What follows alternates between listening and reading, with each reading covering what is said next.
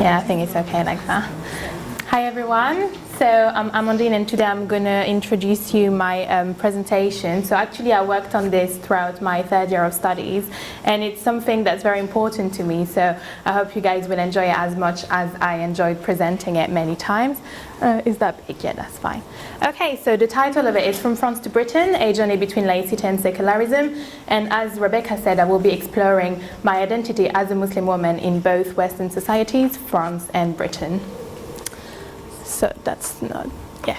So the question I'm trying to reply to today is to what extent laïcité and secularism in Western European societies such as France and Britain actually becomes an impediment to Muslim women's freedom.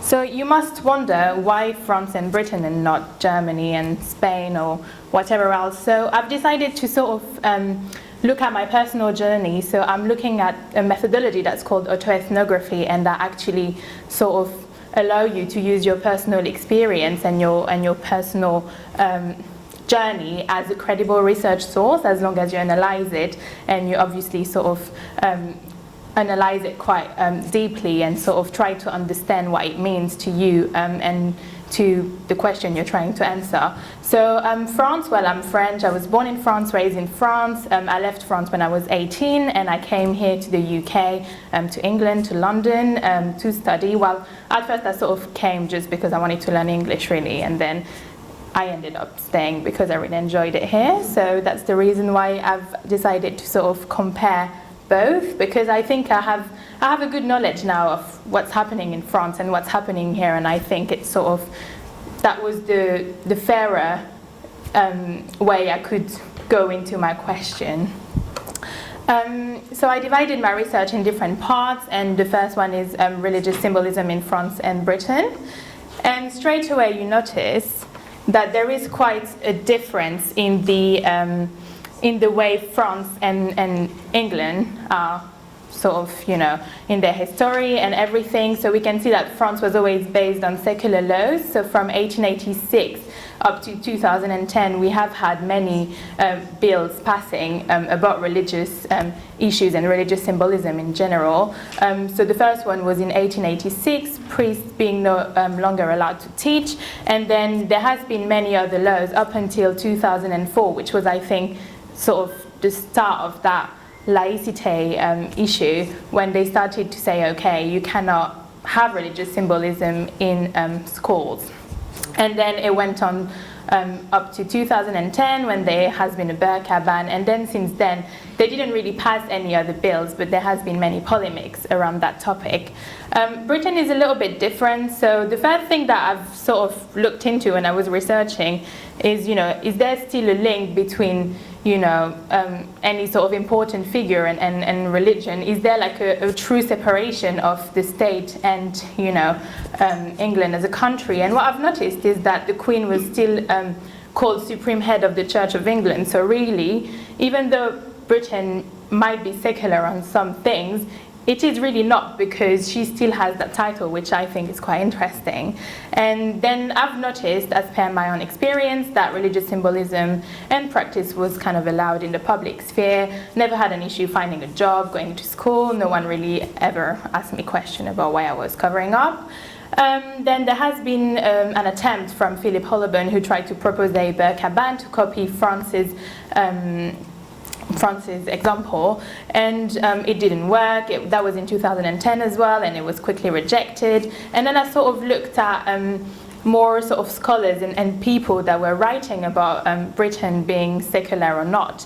And I looked at two writers in particular, which were having a debate, and that was Simon Hill and Miriam Francois Serra. So he is a Christian writer, she is a Muslim writer, and they were both debating on whether Britain was secular or not. And he was saying Britain is not a secular state. She was saying that sort of secularism is starting to arrive in Britain. However, they both agreed on something which I found very interesting. She said, well, he said, I do not support French-style secularism, in which religion is marginalized and privatized.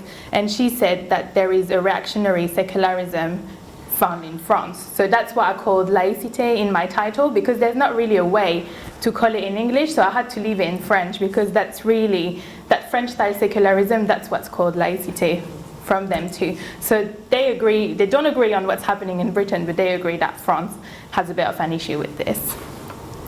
And then I looked at religious symbolism in fashion history.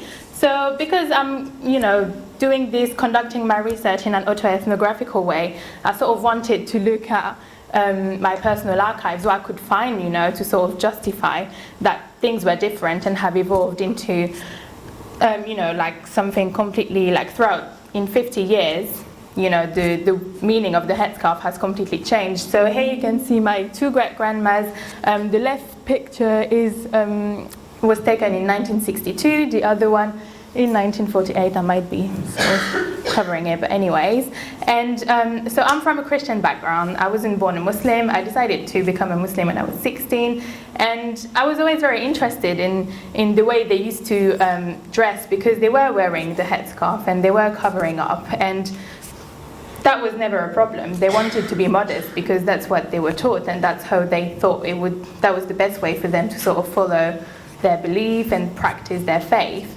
And back in the days, obviously things were very different. Terrorism was not just such a thing. The medias were not so much onto Islam. And actually, it was just a normal daily thing for women to just put a scarf on as an act of modesty. Whereas nowadays, like, the meaning has very much changed because of everything that happens. And the scarf now is more seen as a controversial piece of clothing instead of something that could just be put on. Like, when you put a scarf on, that people are going to sort of subjectively interpret what you're doing. It's important to say that also in Britain, it's not all white, even though I feel like I have more freedom. There is a rise of hate crime, and that's been increasing constantly since 2014, especially religious offences. So I just thought it was important to highlight this as well, to say that, okay, maybe there is more freedom as per the law in England, but there are things happening as well that we don't really know about, but there is a chart right here to just show that it's not only, in certain countries, it's actually evolving everywhere. And then I looked at situated feminism and its role in the marginalisation of Muslim women from the society. So for those who wonder what is situated feminism, well, it's also called white feminism, and it's used to describe feminist theories that focus on the struggle of white women without addressing distinct forms of oppression encountered by ethnic minority women or women lacking other privileges. And to illustrate that, I've used one group that for me really sort of represent that white feminism theory, and they're the Femens. So I believe everyone sort of know about them. They are based in Eastern Europe and Russia, and what they do is whenever they think something is not right and they want to make like a big deal out of it, they go and protest, they're topless, and they say what they have to say. So what happened there was in 2013, France was attacked many times by terrorist groups, and they decided that, okay, this has to stop.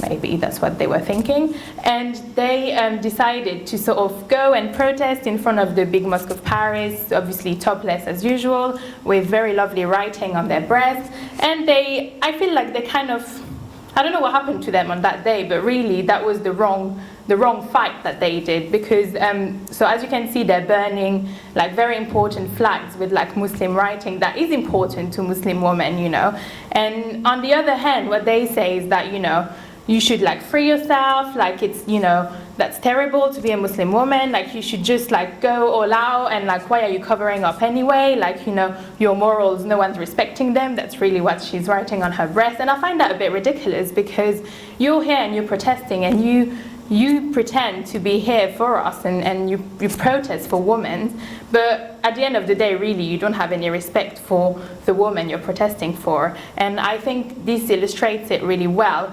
And for me, I do not feel represented at all by this group, and I consider myself as a feminist. So I think there is a real issue there of within feminism, of a feminism that is now sort of the mainstream, but that is not really feminism. It's not inclusive. It is only for a certain type of woman, and if you're not that woman, no one's going to support you.